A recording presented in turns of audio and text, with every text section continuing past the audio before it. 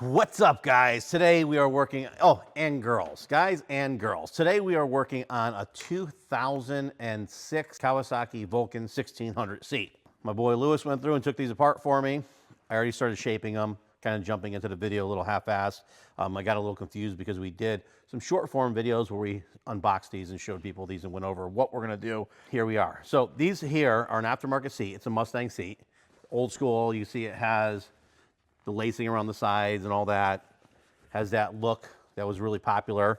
A lot of people like it because it's kind of like, like a bike. You would see, this is what you would see guys riding bikes. They'd have lace. What we're doing here is first we'll start with the back seat. We have to, we're dishing this seat out. These seats aren't really super comfortable. And what happens a lot of times is when you brake, the rear passenger slides forward or you crack the throttle, they might slide back a little bit. So sometimes it's nice to actually sit in a little bit of a pocket. So we're dishing this out. We're also gonna widen this seat a little bit, give her a little more wiggle room, and then we're reusing the factory cover. This is a challenge. Sometimes we could widen this a little bit because we are dipping this. We could get rid of that extra material and pull it around and kind of goes into other places. But it's a very sensitive little area because you can't sometimes do it. And if basically sometimes it looks like shit and sometimes it looks all right and sometimes it looks great. And it's hard to know exactly when that's gonna be. A lot of times what we end up doing on some seats, which this one I don't think we will, we do what they call free floating, where we'll put the cover back on, and even though the cover will look the same as it did, when you sit on it, it'll compress down and you'll actually be in the pocket. I don't like doing that because as the seats get older and harder, and they sit down, they have a tendency to kind of wrinkle up and then not bounce back in shape, especially if it's not warm outside. That's what we're doing to this one. Very heavy metal. There's actually multiple pieces of metal that go on this seat, so it's a very heavy rear seat. When I pulled it out of the box, I assumed it was a Corbin seat or a gel seat because it was so heavy, but on these older models, they actually had metal, and it's thick metal, very strong metal. Mustang did a great job building these. And now to the main focus, the rider. So what we are doing here on Lamont's seat is adding gel, right? We're putting gel inserts in here, we're lowering it, we're narrowing it, we're gonna give them a little bit more comfort, well, a lot more comfort, and then we're putting the old seat cover on. So with these, we have to be careful. When you narrow the side, that's usually not a big deal because you could usually just take this material and pull it over. But when it has the flaps on the side here, sometimes they'll pull it down farther, and if you have anything on the side of your bikes, it's gonna touch it, which I'm assuming it's touching something because it's curled up like an elf shoe. We're gonna bring this down, bring this out. He also has the rear backrest, so this hole has to stay in that location. So there's a lot going on with a little bit of wiggle room here. So we're gonna get to cutting this thing up and putting the gel in it. Ain't nothing to do it but to do it, right? Let's do it. All right, I'm hoping the lighting's a little better over here. Last couple of videos we did, I actually couldn't even air this segment of it because there's so much bright lights in my face. So hopefully this works. What I'm gonna do is I'm just gonna go through and, well, first I'm gonna glue these. You can see this is cracked open here. I'm gonna glue this and then we're just going to sand it down, sculpt it with a sander. I've actually been using this a lot, the cordless Milwaukee, right, Milwaukee? Makita Milwaukee. With this sight view disc. I know I've pushed these things a lot because I love them. As you're grinding, you could see what you're grinding. You actually could look right through it and see it. It's actually really nice. So let's get to it. Let's glue it. Go a little wet in there. All right, so I just went through and added some closed cell foam to the sides to make it bigger. One of the problems is when you're widening a seat, the foam really needs the seat pan directly underneath it, and that's kind of the stability of it. As you start bringing foam out and there's nothing underneath it, sometimes it has a tendency to roll over. So if you use a soft foam as you do that, it's gonna just roll over and pretty much be useless. We put this firm closed cell foam down here, and we made the seat about 1 inch wider where the butt cheeks are. I also narrowed here because your legs go here, and there's kind of a lot going on this little seat. If you imagine, your butt's probably about this big. So you have a leg that has to come over here. You have 2 cheekbones that are like starving for some seat surface. And honestly, your cheekbones are gonna be way over here. That's where most of your weight is, on the edge of these seats because they're so small. And this actually is a larger rear pad because this one here is probably, I bet you, close to 10 inches. Let's see, so this one, it's actually 13¼ inches. So what's funny is we just finished our previous video was Indian Scout seat, and that was, I think that was 10 inches wide. So the back pad here is 3 inches bigger now than that whole entire seat. It was 12 inches, yeah, 12 inches. We added an inch to it, which is perfect. Now we'll be able to still use the same cover. So I'm just gonna clean it up, and we're gonna put a really soft sew foam over the whole thing. That'll give a little bit of soft cushion, kind of tighten everything together, and put the cover on it. Okay, so I'm just putting this seat cover on now. Everything's riveted on, so it's a combination of 3/16 and 1/8 inch rivets. I'm putting everything back in the exact holes that it had. And what's important, you've heard me say this before if you watch our videos, when you're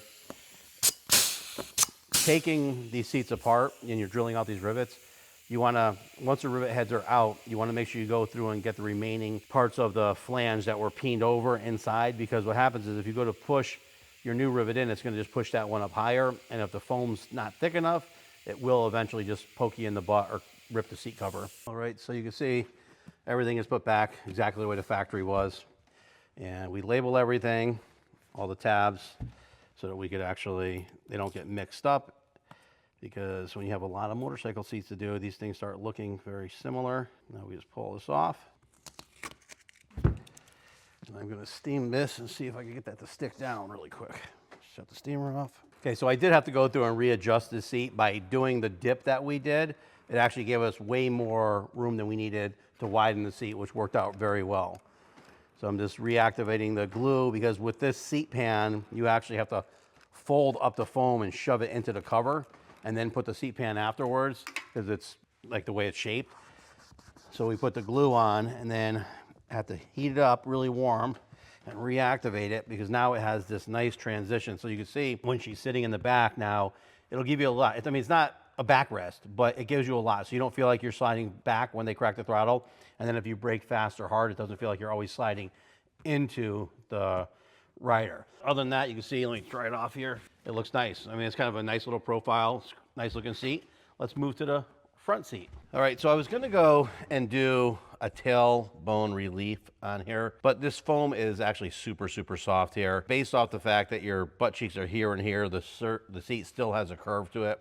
I'm not really concerned with that. One of my reasons I was concerned is because by going down a little bit, you end up getting more back support, which is great, but then sometimes it puts more pressure.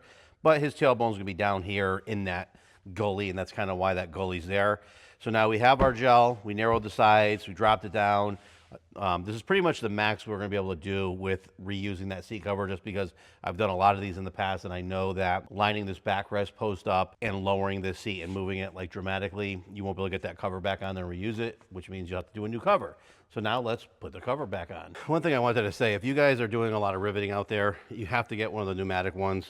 What's great about these things is you don't have to switch back and forth, switch the heads over every time you want to go from 1/8 inch to 3/16, and it works good, so it saves you a lot of time. So I'm just going to put these in here now, which is the 3/16, right?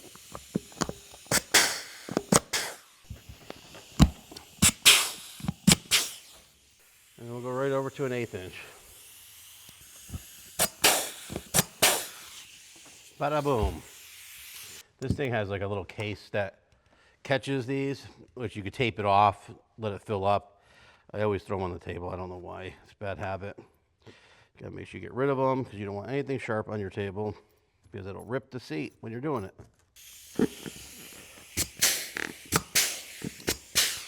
Tell you what, guys, this is one of those must-have tools if you're doing this for a living. Probably even if you just want to have one around the shop. It works really good. It speeds you up, and it's a lot easier than sitting there with a hand riveter all the time. And if you're actually going to get a job and you're going to be in the trade, like you're going to be an upholsterer or something like that, or a fab shop, you know, it's good to have an arsenal of your own tools, so that when you're working at that shop, you could use your stuff instead of their stuff, and then it speeds you up as well. Some shops like ours are no tools in, no tools out, just because we found that a lot of times over the years, it's a pain if someone doesn't make it, and then you have to go through and check their tools, and it's always just a big thing. So we've always been, well, for the most part, we've been, you know, we buy all the tools that we need. We have them here and have them set up, but it is tough. Like when we were big before with a lot of employees, it's tough, because it's like, you know, to have 20 toolboxes designated filled with tools for people is a challenge. So we did let some people bring their tools in occasionally. That's a really good tool. So here is the Mustang seat, a little wet because I steamed it, But you can see here, profile-wise, it looks like a stock seat. The backrest slot lines up perfectly. It looks very factory. You know, it looks like it came from Mustang, but it's a lot narrower, lower, has the gel. It's a really good looking seat. Oh, and the backrest. And obviously you can see here with the backrest, has a nice dip to it. So this is gonna make him a lot happier and his wife a lot happier.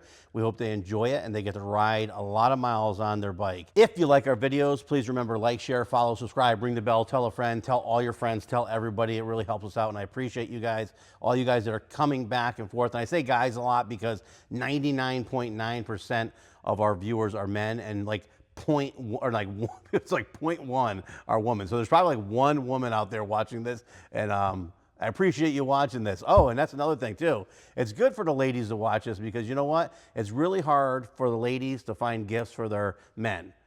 And if you watch our channel, you'll be able to see things you could buy, women could buy for you, or you could buy for your significant other. Hope this helps. Thanks for watching.